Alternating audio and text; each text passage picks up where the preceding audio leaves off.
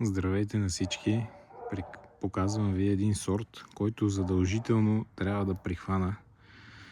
Тъй като пъпчицата му вече е разпукнала, съм решил да го направя черно на черно. Имаме един съществен недостатък на метода. Не трябва да е или преди сокодвижението, или сокодвижението. В случая аз имам активно сокодвижение. Заради това съм избрал тая малка пъпка да я поставя на пъпка. Тя ще се фане тук така.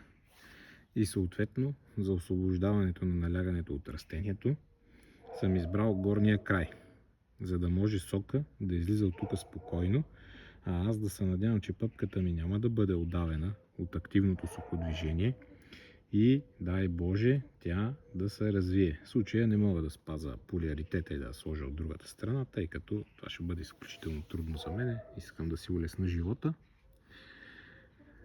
За сега толкова.